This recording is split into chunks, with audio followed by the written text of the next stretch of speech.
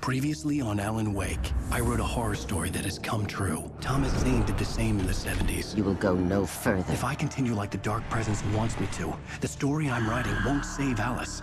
It's a horror story. No one will survive. You knew Zane! Thomas Zane! You're the Lady of the Light in the song! He left something behind to help me.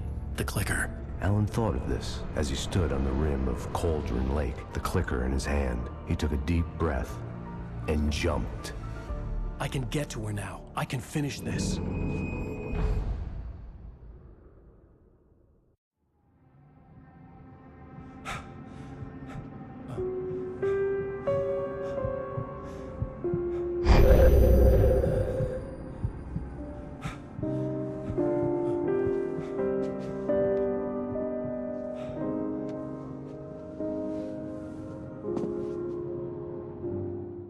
I had a hangover. My head was about to explode and the light hurt my eyes. I needed my sunglasses and painkillers to dull the pain. In one of my finer moments of self-deception, I swore to quit drinking.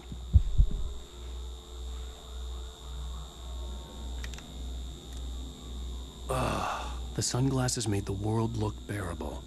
Now I could keep my eyes open without feeling like a vampire in the sun.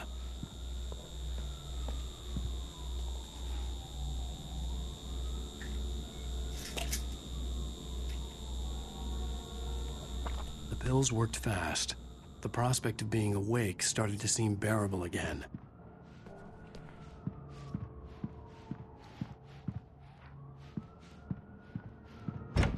There was a message waiting for me on the machine. You have one new message. Al! Are you still asleep? Wakey, wakey! You should have your show on your TiVo. If Alice wasn't too mad to record it. And she called me earlier and really chewed me out. Yeah, we went a little overboard last night. But parties are a part of this business. Al, look, I'm saying this as your friend. She's not doing your career any favors by trying to run your life like that, okay? I'll talk to you later, Al. Watch the show!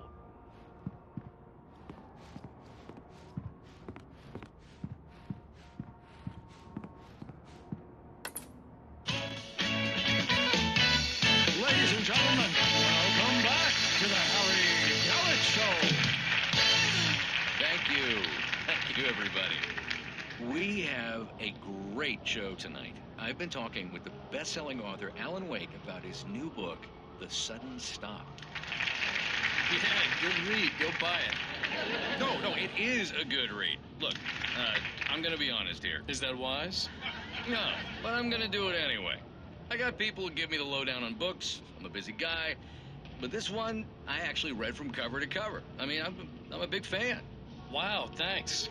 Now, this might be a spoiler for those who haven't read the book yet. Based on the sales figures, the 2 people out there who haven't read the book yet. But this last book is all about the death of the main character, the hard-boiled New York detective, Alex Casey.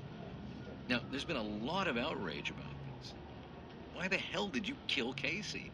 What the hell were you thinking, man? Good riddance. No, seriously, though. 7 years and 6 books is a long time. He was a gloomy guy to spend all your working hours with, and it was a good run. But it's time to explore new things. My next book will be a departure from the old for me. You selfish bastard, always thinking of yourself.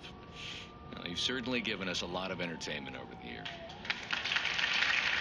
And now that you mention it, Casey was a gloomy guy. Never had much luck with his love life with the ladies. Was that autobiographical in any way? Yeah, no kidding. Casey's lady friends tended to die on him. With Casey, it was all about his pain. No, nothing autobiographical about that. I'm a happily married man. My wife is my muse. Well, congratulations. That's great to hear. So, how's the publicity tour been treating you? Good, great. But I gotta say, I'm glad to be back home in New York. Well, you've certainly been on the news a lot lately. Lots of parties and, you got into a fight with some paparazzi. Oh, man. Well, that guy was really in my face. I lost my temper. I know that wasn't cool. You are famous for that temper. Well, I did also write several books. Well, your latest novel is called The Sudden Stop, and it's in bookstores now. Go get it. That means the two of you out there who haven't bought it yet. Ladies and gentlemen, that's all we have for you tonight. I want to thank all our guests for the evening. Alan Wake, Sam Lake. Once more, do the face for us, Sam.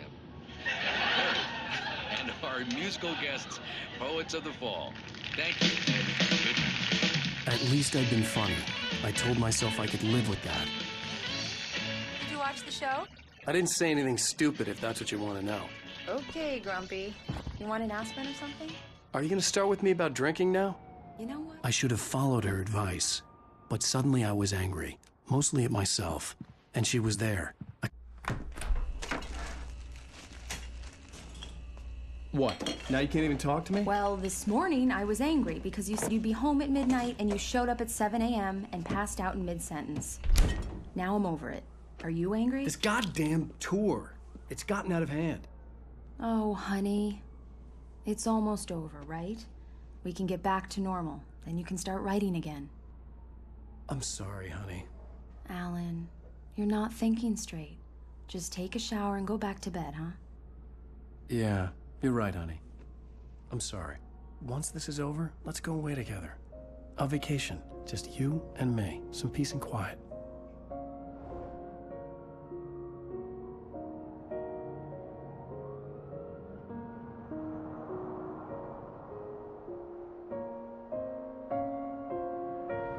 Somehow, the clicker was the key to the cabin. I had to return to Cauldron Lake to save Alice.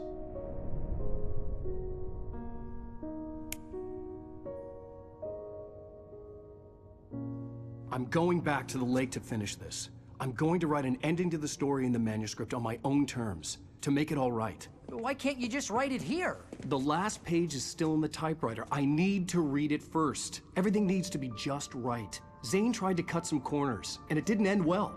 Okay, ready when you are. I'm sorry, Sarah, but I need to do this alone. Barry, take her gun. Miss Weaver, close the door when I leave.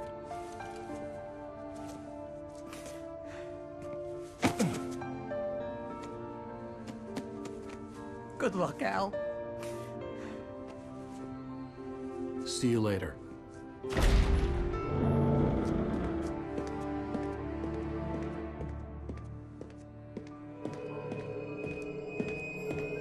When I got out, it was warm and sunny. I'd flicked the switch of the clicker. Had it done this? I didn't stop to question it. I had to take advantage of the sunlight to get to the lake. On Zane's page, I'd stood on the rim of Cauldron Lake, about to use the clicker. That's where I was headed.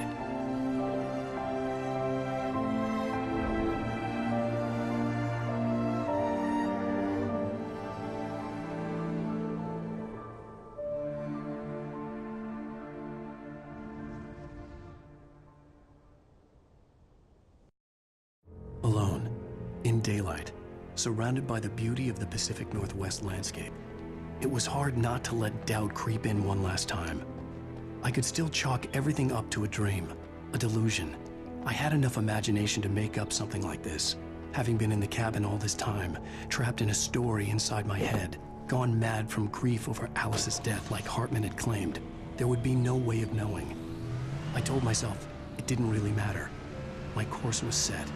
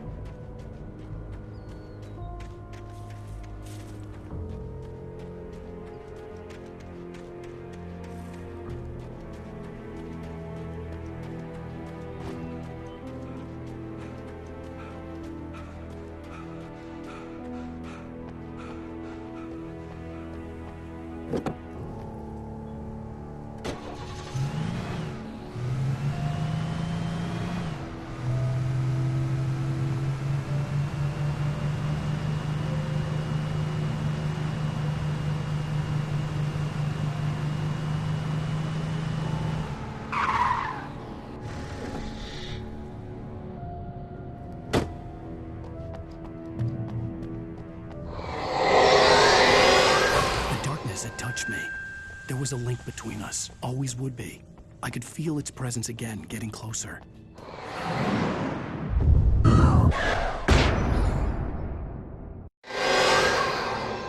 I will kill your wife.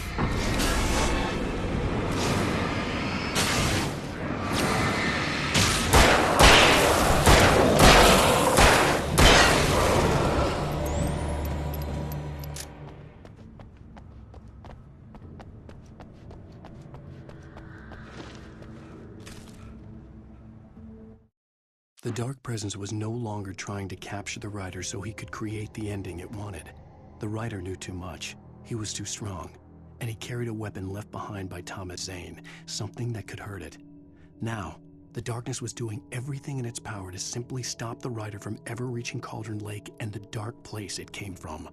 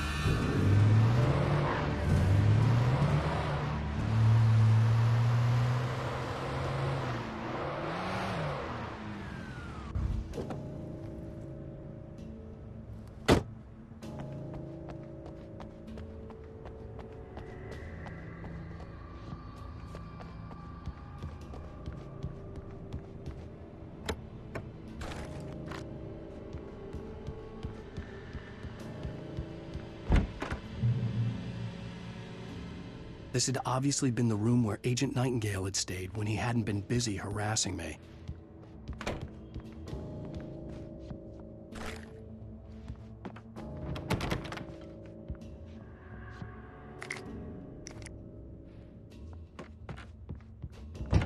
Look after yourself and your co-workers! Could have fooled me, pal.